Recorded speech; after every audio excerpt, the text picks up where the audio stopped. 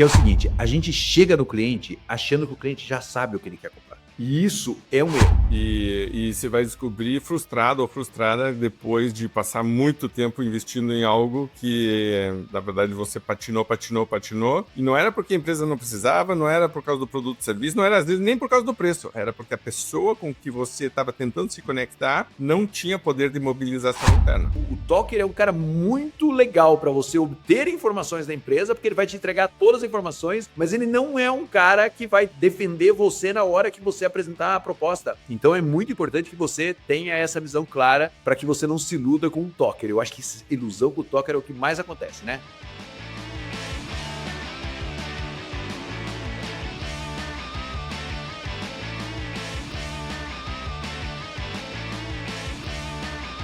Olá, campeão! Olá, campeã! Prazer estar aqui com você, Raul Candeloro da Venda Mais, junto com Marcelo Caetano, pilotando mais um nosso programa semanal de vendas, gestão e liderança, o podcast Venda Mais. O assunto de hoje veio de um comentário, na verdade, mais de um que apareceu, e sempre que a gente grava, a gente diz, se quer saber mais sobre isso, comente, e algumas pessoas comentaram que queriam saber mais sobre o Challenger Customer, que é o cliente desafiador. Cliente desafiador é um conceito super interessante, está baseado num livro anterior que veio, que é a Venda Desafiadora, do Challenger Sale, e se você gosta de venda consultiva, tá querendo se aprofundar no assunto, você vai adorar a conversa de hoje e os 2 livros que a gente fortemente recomenda. Depois do Challenger Customer veio o Jolt, tem uma continuidade, então você tem aí muito material para se desenvolver. O Jolt a gente abordou em outro podcast recentemente, se você quiser volte lá e dê uma olhada, mas a gente está agora pegando o livro do meio. Tem o Challenger Sale, o Challenger Customer e o Jolt. Essa é mais ou menos a trilogia que saiu até agora. Sempre baseado em estudos, eu gosto muito desse material porque eles baseiam em estatística, trazem neurociência, eles acompanham muitos clientes, trazem então referências, é muito interessante de você ver. Não se aplica em todas as áreas, a gente até vai falar um pouco sobre isso, mas como aquele clique mental para você parar e dar um olhar novo, um repensar sobre o teu processo de vendas, é muito, muito interessante. Eu queria, então, começar, já passou para o Marcelo, mas relembrando de você curtir, de comentar, de compartilhar a videoaula, o áudio para quem está ouvindo de hoje vindo de comentário. Lembre que somos o maior hub de soluções de vendas da América Latina, então se você precisa desde diagnóstico até treinamento, consultoria, outsourcing, estamos terceirizando processos de vendas, fazemos headhunting, mentoria com líderes teus, desenvolvimento de metodologia de vendas, quer dizer, você tem muitas ferramentas que podem conectar com a Venda Mais e seria um prazer e uma honra trabalhar com você. E sempre no final, pouca gente sabe, existe material de apoio para todos os podcasts, então tem sempre um material que é um reforço, não só um resumo, mas tem material além do que a gente conversou aqui, para quem quer realmente se aprofundar. Tem muita gente que usa com o time, por exemplo, de vendas, e aí então assiste, ouve juntos, ou assiste juntos o vídeo, e tem um material de apoio que está muito rico, está muito bem desenhado, e que reforça para você que está querendo ou se aprofundar pessoalmente ou com o seu time, a ideia de que você pode ter múltiplas fontes de aprendizado, porque às vezes algumas pessoas ouvem e gostam mais disso, outras assistem e gostam mais disso, mas tem gente que gosta de ler, que gosta de estudar, isso é muito bom também. Está disponível, lembre de depois acessar no link que está disponível. Marcelo, falando de Challenger Customer, certo? Boas-vindas, que bom estar aqui com você. Qual que é a primeira... E você que estava falando você que trouxe o assunto. Como que você vê essa história, como que ela entra no processo? Olha, o primeiro lugar, prazer estar aqui com você mais uma vez, prazer estar aqui com todo mundo que nos ouve, nos acompanha aqui no podcast Venda Mais. Eu vejo o seguinte, tem uma coisa do livro que é sensacional para mim, que é você ter a consciência de que grande parte das vendas B2B são feitas por um grupo e não para uma pessoa individualmente, principalmente em vendas de maior valor agregado. Quando você entende isso, e isso para mim é o principal mote do livro, é você ter consciência desse processo. E no livro eles falam que, em média, 6,8 pessoas estão envolvidas numa compra de média a alta complexidade, de médio a alto ticket. Quase 7 pessoas envolvidas, em alguns casos de grandes empresas, até 10 pessoas envolvidas. outros. E ele fala uma coisa no livro que é muito legal. Ele fala assim, cara, você tem noção do que é o complexo fazer um negócio, fazer uma venda para um grupo? O quanto isso é diferente de fazer uma venda para o indivíduo? Porque a gente foi treinado muitas vezes, assim, personalizar o máximo possível a proposta. Né? E às vezes você personaliza a proposta para a pessoa errada, o resto do grupo desconecta da proposta que você fez. E que é uma coisa que ele fala no livro, que é o que eu passei aqui em casa, muitas vezes nos últimos 2 anos, que é eu fiz uma reforma em casa. E aí no livro, em algum momento, ele fala assim, cara, você já viu? Se você está fazendo uma reforma na sua casa e só tem você e sua esposa para decidir, a quantidade de fatores que entram nessa decisão muito mais complexos do que um dos dois decidir sozinho. Ele falou assim, então a gente muitas vezes tira a importância do grupo na hora de fazer a venda, e isso é muito complicado. E é verdade, a gente passou por uma reforma em casa, tudo que o arquiteto fazia para mim não funcionava exclusivamente para mim, para a Bianca não funcionava, né? E quando fazia exclusivamente para a Bianca, para mim não funcionava. Então ele tinha que entender a lógica do casal para que ele conseguisse fazer ofertas que funcionavam para o casal. Obviamente, quando era para mim, não funcionava, quando era especificamente para a Bianca, geralmente funcionava, né? Porque sim. Porque quem manda é a dona Bianca, né? Mas veja que o fator da complexidade da tomada de decisão, quando você tem 2 pessoas, ela já acontece, né, 2 pessoas casadas, que tem um alinhamento. Imagina num grupo de 7, 8 pessoas, onde a venda pode funcionar para o financeiro, pode não funcionar para o cara da indústria, pode não funcionar. Daí tem o comprador no meio do processo. Então, o Challenge Sales ele me pegou muito forte. Eu até gravei um vídeo sobre ele na época, porque ele falou, é para um grupo que você vende, não é para uma pessoa. O Challenger Customer, na verdade, né? O Challenger Customer, exatamente.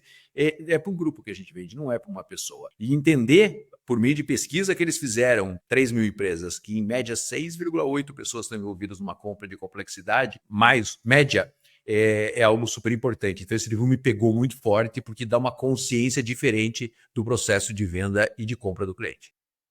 E eu gosto disso porque a gente vai fazer uma apresentação, às vezes tem um ponto de contato, né? Mas a gente vai embora. E a gente tem que entender que quando a gente vai embora, continuam acontecendo coisas lá dentro, continuam tendo conversas. E se eu não conseguir alinhar essa conversa e criar um ponto comum entre todas essas pessoas que estão evoluindo, eu saio, perco o controle e todas essas objeções, na verdade, se multiplicam. Porque se eu estou falando só com uma pessoa, eu consigo entender e identificar possíveis objeções. Podem ter objeções ocultas, mas eu posso trabalhá-las. Agora, se eu não estou nem tendo acesso, às vezes, às pessoas que estão depois influenciando ou podem até ser decisores, ou mesmo que eu tenha acesso, elas não estão abrindo totalmente o jogo porque estamos em grupo agora, né? Estamos num comitê. A decisão por comitê é muito complicada. E eu gosto dessa ideia de você ter um campeão, uma campeã lá dentro, né? De alguém que te representa, de que te ajuda, e entender como essa pessoa tem que também ser trabalhada para não criar os problemas que você está falando de relacionamento lá dentro. Que se de repente eu reforço demais os benefícios para uma área, às vezes eu estou criando resistências na outra, porque os motivadores de compra, os motivadores por trás da decisão, e às vezes até tem resistência. Né? O pessoal não fala sobre isso, mas às vezes os departamentos entre si não têm um relacionamento excelente. A gente olhando de fora diria, não, mas vai ser bom para a empresa. Mas lá dentro da empresa tem rixas, rivalidades, egos, histórico, às vezes você não sabe já coisas que aconteceram, e a gente pega esse bonde andando, é complicado. E Marcelo, uma coisa que eu anotei para a gente conversar é que no Challenger Customer, eles separam claramente 2 personas, eu vou chamar, que é um que é o talker, né, e outro que é o mobilizer, que eu gosto muito da ideia de que tem um tipo de cliente que é o que fala e diz não sei o quê, mas tem outro que é o mobilizador, que é o que diz, cara, eu consigo engajar, eu consigo me mexer. Vamos falar um pouquinho sobre isso também? Vamos falar sobre isso, mas antes de falar do mobilizador, que é a chave dentro desse processo, eu queria falar uma coisa também que é super importante no livro, que é o seguinte, a gente chega no cliente achando que o cliente já sabe o que ele quer comprar. E isso é um erro.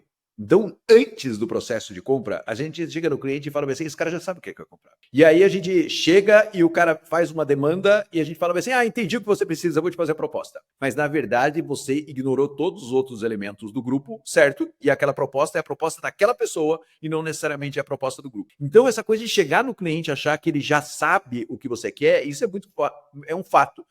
O Raul passa por isso, já passou por isso muito, passei por isso também. Você chega e fala assim, uma pessoa vai te contratar para uma palestra. Né? O Raul já vai até rir por isso, né? A pessoa chega e fala assim, é uma palestra motivacional. Aí você vai conversar com o diretor comercial, que é o principal decisor do processo, E às vezes você chega com uma ideia que é motivacional, e ele começa a falar 10 coisas para você que nenhuma das 10 é motivacional. E aí você fala assim, meu Deus do céu, imagina se eu chegasse lá e desse essa palestra motivacional lá dentro. Esse cara ia falar o que esse louco tá fazendo aqui, certo? Por isso que na hora de fazer o briefing, você pede para juntar algumas pessoas para que o grupo fale o que eles querem. Então veja, quando o cliente chega para comprar de você, ele não sabe exatamente o que ele quer, ou aquela pessoa sabe o que ela quer, mas não o que a empresa precisa como um todo. Então você chegar lá e olhar para essa pessoa como, já resolvi, eles sabem exatamente o que eles querem, é um grande perigo, sabe? É uma antecipação, você está presumindo, uma presunção de que você sabe o que eles querem, mas você sabe o que aquela pessoa quer. Por isso que a gente sempre fala que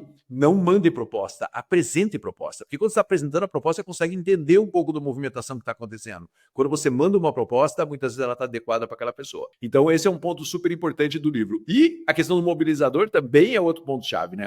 Que eles falam bastante no livro, que o mobilizar, muitas vezes a gente chega lá e como você disse, né, o talker, o cara que fala pra caramba, ou o cara que assina o cheque, ou o presidente, mas na verdade tem um cara lá dentro que é quem circula por meio de todas as pessoas e vai te dando informações do que um quer, do que o outro quer. E no livro ele fala muito sobre esse cara ser a chave, você identificar esse cara que é quem vai mobilizar o grupo para trazer as informações para você, é fundamental para que você consiga fazer com que a sua informação, em primeiro lugar, venha da empresa para você de uma maneira um pouco mais organizada, e segundo, que a sua informação também vai e circule pelo grupo. E achar esse mobilizador é o grande problema, né? Isso é muito legal, né, Raul? Porque a gente muitas vezes não procura esse cara, né? A gente conecta com o cara que fala pra caramba lá dentro, mas o mobilizador muitas vezes a gente nem sabe quem é, né? Tem um termo que eu peguei das anotações que era, ao invés de tentar convencer o cliente a comprar, você tem que ajudar este campeão a convencer as pessoas lá dentro a comprar. Então agora vocês dois estão juntos, certo? E, né? Então, seja ele homem ou mulher, assim, vocês estão jogando em dupla agora para fazer com que uma mudança aconteça dentro da empresa. Ninguém melhor do que o campeão, a campeã que está te representando, esse mobilizador ou essa mobilizadora, para entender quais são as resistências, como que fala, quando que apresenta, para te ajudar a navegar isso. Porque a gente chega de fora e a gente chega com, né, premissas básicas, um jeito de vender, treinamento que a gente recebeu, né, um script, um roteiro para seguir, etc. Mas ninguém melhor do que está lá dentro. E você, quando você consegue se conectar com essa pessoa, ela mesmo passa a te dizer, isso aqui desse jeito não vai. Se a gente for fazer isso aqui, tem que fazer desse jeito, vai ter que apresentar. E aí você pode argumentar com essa pessoa, porque também não precisa aceitar tudo. Mas se você olhar o Challenger Customer, né, o cliente desafiador, como uma sequência, por isso que eu apresentei a trilogia, note como o Marcelo reforçou lá no começo, eu preciso alinhar as pessoas em relação ao que elas realmente precisam, porque muitas vezes elas acham que sabem, ou elas já chegam com uma demanda, mas o Challenger Sale, que é o primeiro livro, eu vou questionar isso.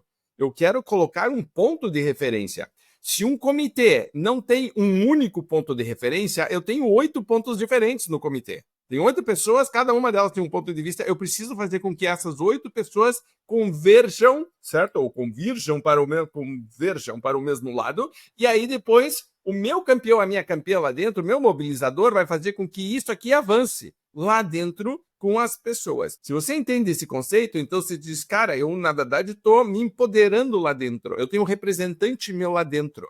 Sim, é isso. Note que também se você tiver mais de um, também te ajuda muito, porque se essa pessoa, por algum motivo, troca, e todos nós já passamos por isso, tínhamos um contato fantástico dentro de uma empresa, tudo acontecia, era tudo muito bom quando a pessoa estava lá, a pessoa saiu. Muitas vezes ela vai para outra empresa e te leva junto, ótimo, que fantástico, mas essa empresa agora eu tenho um problema, porque meu relacionamento estava todo centrado nesse campeão, nessa campeã. E realmente era um mobilizador, uma mobilizadora que era fantástico, só que quem quer agora que substitui. Por isso que eu não posso esquecer o comitê. Eu não posso, né, entender. Eu tenho que entender que quanto mais pontos de referência eu tenho lá dentro, mais forte é o meu relacionamento. Mas tem sempre um que é de verdade que vai me ajudar muito. Marcelo, alguma outra coisa que você queira falar sobre isso? Você vê que a gente volta no bom e velho Heikel, né? E você vê como, às vezes, esses caras constroem teorias com outras teorias como base, né? Então, quando você pega Heikel, que ele fala exatamente isso que você acabou de falar, né? A gente sempre cita ele aqui e usa ele como referência, né? Se eu tenho mais pontos de contato dentro do cliente, eu tenho mais chance de fidelizar o cliente. É isso que ele está falando, né? É exatamente isso. A diferença é que, nesse livro, eles começam a identificar e dar nomes diferentes para essa pessoa e para as pessoas e organizar um pouco lá dentro, né? Então, eu fiz aqui meu dever de casa, aqui, vou ter que ler aqui, né? Ele fala que tem o mobilizador, né? Os mobilizadores, que são os que ensinam, aqueles caras que ficam falando, os que conectam e os que governam, né? E identificar um mobilizador certo dentro desse processo é super importante. Então, veja que para você fazer isso, você tem que de verdade vivenciar o seu cliente, né? Se você não vivencia o seu cliente, você de verdade não identifica esses caras lá dentro. Então, veja, é um pouco de estar presente lá, sentar, olhar para os caras, conversar com o cara, interagir. Quem são esses players lá dentro? Às vezes a gente tenta fazer uma venda muito pouco. O cara me pediu, eu vou lá e agora eu me consagro. Não é, cara. Você precisa de verdade.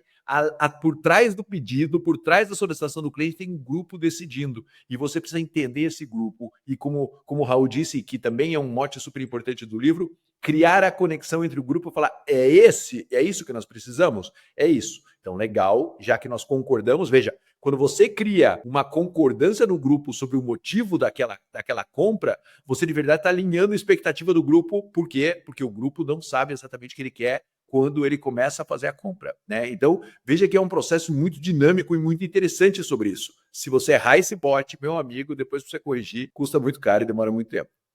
Você sabe que eu estou aqui, Marcelo e eu, quando a gente está fazendo esse podcast, a gente sempre está com o ChatGPT aberto, né? E a gente vai e volta, e ele nos ajuda, então, né, a organizar a pauta. E Marcelo estava pedindo pro chat fazer uma lista de perguntas que permitiriam separar um talker, porque o talker, para você que está nos ouvindo, você vai ter que entender, no fundo vai te enrolar. A coisa vai demorar, a coisa não funciona, e a pessoa às vezes está tentando mostrar uma autoridade que ela não tem, um conhecimento que ela não tem, um acesso, um alcance que ela não tem. E aí você, quando vai finalmente descobrir que está falando com a pessoa errada, já passou, já frustrou, já um monte, né? Então, olha que interessante. Eu provavelmente, a Zine da semana que vem, faça sobre isso, Marcelo, porque eu acho super interessante. Vou ler rapidinho e aí você comenta. Primeiro, quem mais precisa estar envolvido nessa decisão? Essa é uma pergunta que todo mundo deveria estar fazendo, porque eu já entendo o comitê qual que é. Certo? Né? Ele muitas vezes não é formal. Quando a gente fala comitê, na verdade, está falando de um grupo de pessoas que vai acabar sendo chamado para opinar nisso aqui. Mas quem mais opina? Eu já quero começar a mapear internamente. Qual o maior obstáculo que você imagina enfrentar internamente para avançar esse projeto? Isso é super legal. Vai parecer budget, resistência à mudança, já tentamos isso, não funcionou, já tem um outro fornecedor no seguinte, tá. N coisa. Você já comprou algo parecido internamente? Como foi o processo? Quero saber historicamente como é que funciona lá dentro para entender um pouquinho até a cultura da empresa e o processo de decisão. Se eu te der um resumo com dados e argumentos fortes, você consegue defender isso para o grupo? Olha que interessante, eu já estou começando a olhar e dizer, você vai defender isso perante o grupo? A pessoa tem que se posicionar, né? Quinto, olha que pergunta forte. Como essa decisão que você está tomando aqui se conecta com as prioridades estratégicas da empresa? Porque aqui eu já começo a dizer, isso aqui é importante de verdade para todo mundo, é uma coisa tática, operacional, isso aqui é pequeno, vai receber atenção do grupo decisor. Quem costuma travar esse tipo de projeto internamente? Olha que interessante, a pessoa vai começar a desandar a falar. É o pessoal do final, o pessoal do não sei o que, não sei o que, putz, fulano é duro, puta, ele sempre tem que fazer igual, não sei o que. Quem que trava? Olha que pergunta interessante. Quem que travaria isso aqui? Se você não defender esse projeto e não estiver aqui para defender, tem mais alguém que está junto com você que acha que isso deveria acontecer, ou que esse produto ou serviço deveria ser implantado? Quer dizer, tipo, estamos sozinhos aqui? Somos nós os heróis com a espada lutando internamente para a mudança? Ou tem mais gente nós fazendo parte de... Porque lá tem um comitê. Será que a gente pode ter um comitê do nosso lado também? Né? O que aconteceria se esse projeto fosse engavetado agora? Isso é uma outra pergunta. O que acontece se a gente não fizer nada? Porque muitas vezes a gente não perde venda para a concorrência, a gente perde para não decisão. Aqui está perguntando o que acontece se não decidir. Certo? O Spin fala muito sobre isso, o Neil Rackham fala sobre isso. O que acontece se não decidir? Porque eu não tenho o N do Spin, é Need Payoff, certo? No CEPAPI, o final é o ganho-benefício que eu vou ter. Eu consigo ficar vivendo do jeito que a gente está vivendo agora? que é basicamente isso, uma não decisão, tá? Você gostaria de revisar juntos a melhor forma de apresentar isso internamente? Qual que você... Olha, aqui eu já estou chamando essa pessoa, o campeão, a campeã, para vir comigo e dizer como que você está vendo isso aqui internamente? Quem você acha que a gente deveria falar primeiro? Como que a gente deveria apresentar? Certo? Que é legal da pessoa, porque você vê que a gente está montando um plano juntos, agora ela está junto com você criando isso, ela está comprando algo que é super importante, que é a ideia de que nós vamos já começar a trabalhar isso. E além de você, quem mais está se incomodando com esse problema? Quando existe um problema, tá? Então, então se você parar para pensar de novo no SPIN, é situação, problema, né? Implicação do problema. Então, esse problema, se a gente estiver falando sobre isso, estaria incomodando mais alguém? Porque aí eu começo a trazer mais gente como aliado dentro do processo decisório para combater possíveis objeções, mas também para reforçar a nossa posição lá dentro. Então, eu estou montando um time de campeões. Marcelo, alguma coisa em relação a essas perguntas? Acho que é super legal, né? E usar ferramentas para ajudar a gente a tomar essa decisão, que a gente usa bastante aqui no nosso podcast. Mas, acima de tudo, né? Acho que tem que estar presente ali dentro do cliente, né? Porque tudo isso envolve querer descobrir a essência do cliente, a essência da necessidade dele, né? E algumas coisas, para mim, fora essas perguntas, não mudam, né?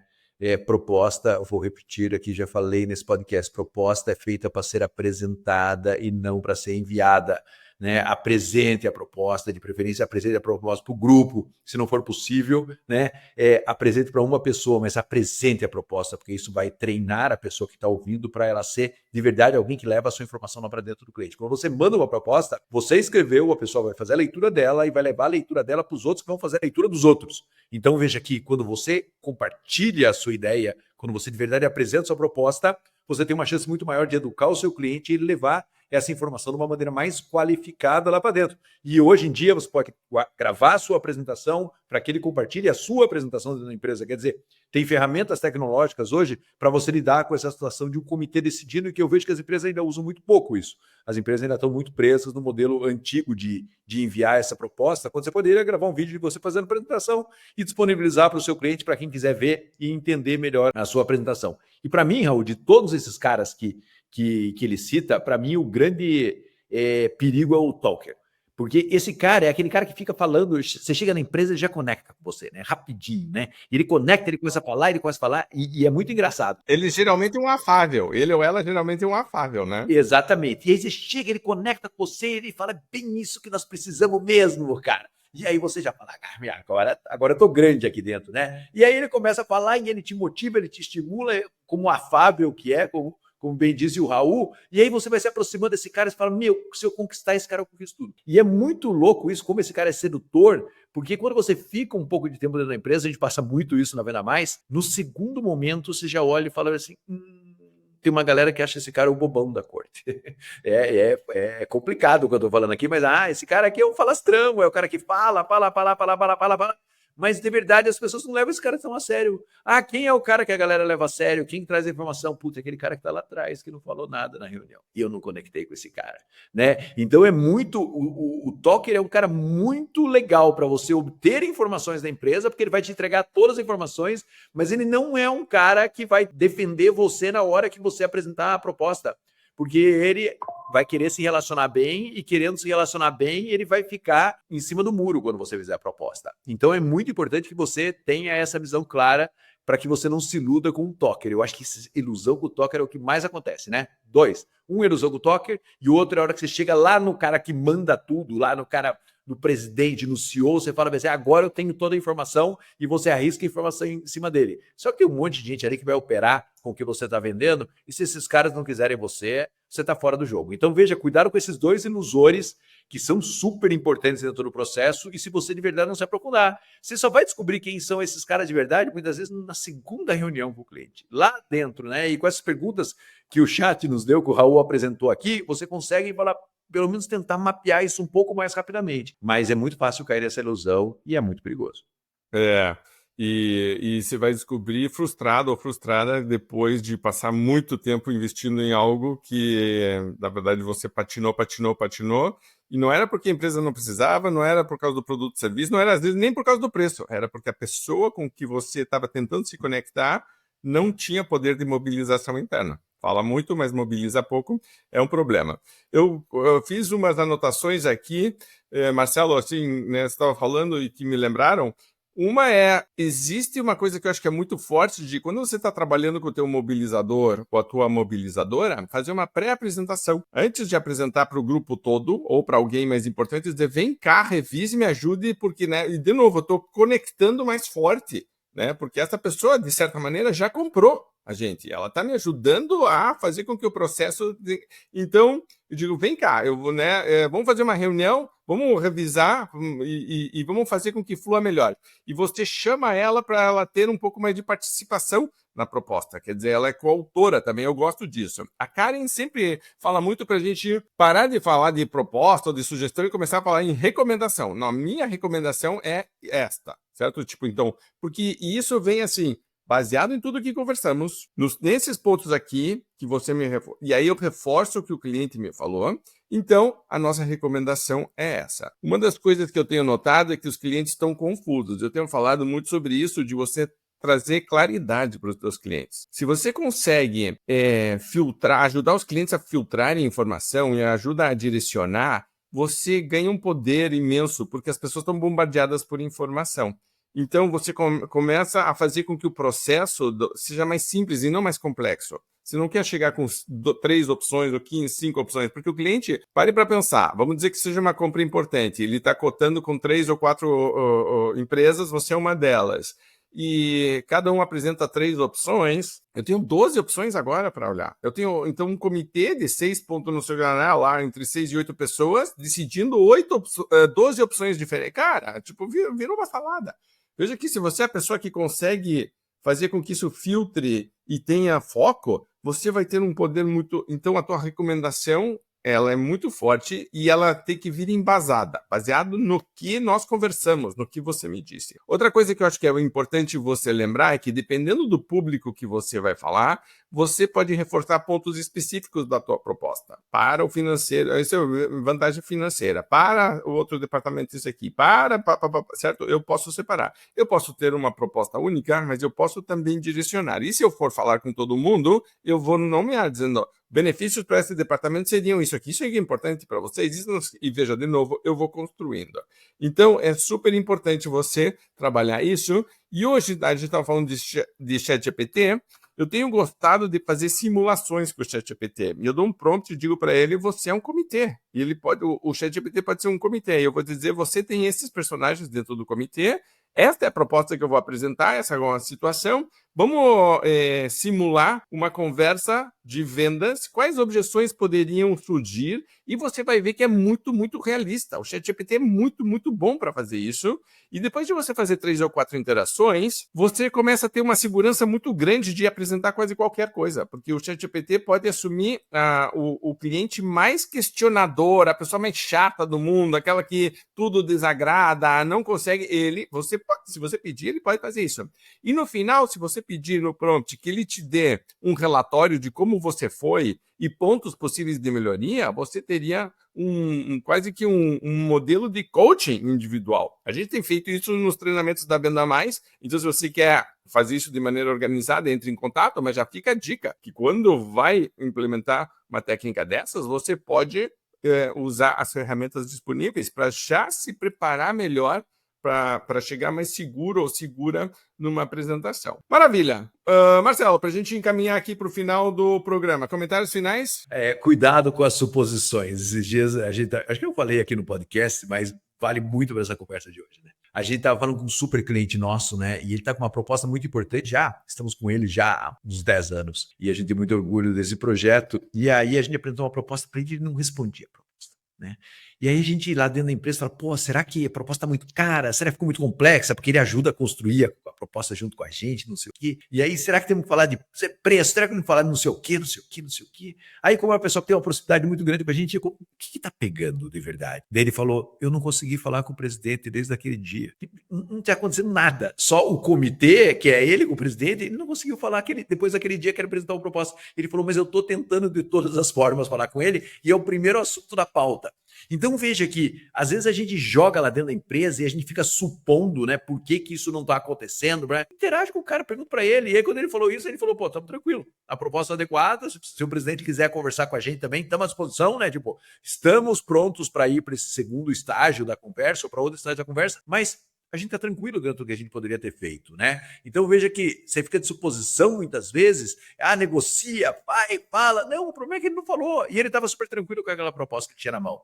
Então veja que é muito fácil a gente se iludir, ficar fazendo, enfim, elucubrando dentro da empresa, né? Falando assim, pô, o que será que está acontecendo ali? E quando, na verdade, não está acontecendo nada. Só tem um processo de decisão. Claro que você tem que acelerar, claro que você não pode desconectar, claro que se você, de repente, não chega nele e fala assim, pô, cara, o que está pegando? Porque está demorando um pouco mais que o normal, quem sabe ele não lembre de falar com o presidente, e aí sua proposta vai virar o 10º assunto da pauta. Então, você tem que ter um acompanhamento. Mas quando você entende a maneira que isso vai fluir lá dentro da empresa, muda tudo. Então, hoje em dia, quando a gente fala com ele, a gente fala, pô, quer chamar o presidente para participar junto com a gente? Por quê? Porque a gente entendeu que tem uma conexão ali que tem que ser feita. Mas isso você tem que ir absorvendo e você não pode ignorar nunca. E veja, ele é um super decisor. Se ele quisesse, dava uma canetada e fechava o negócio. Mas ele respeita todo esse processo de decisão dentro da empresa. Então, a gente tem que tomar muito cuidado e conhecer profundamente o cliente e ter essa conversa franca com ele para não ficar tomando decisões e daqui a pouco fazer propostas equivocadas ou perdendo margem ou tentando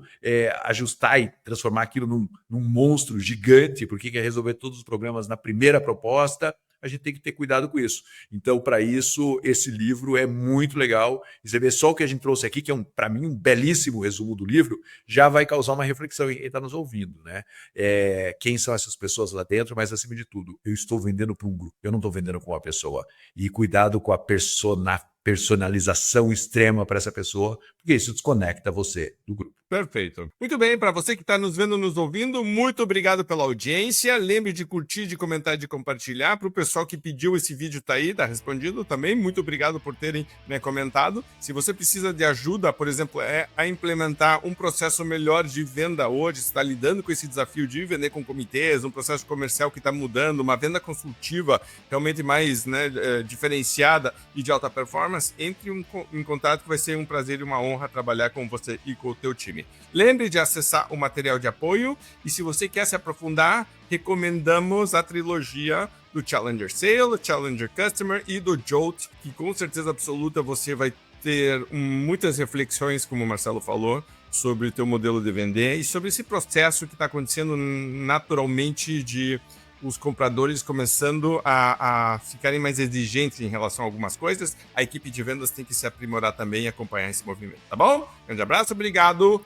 Nos vemos ou nos ouvimos no próximo Podcast PM. Até lá, boas vendas. Tchau.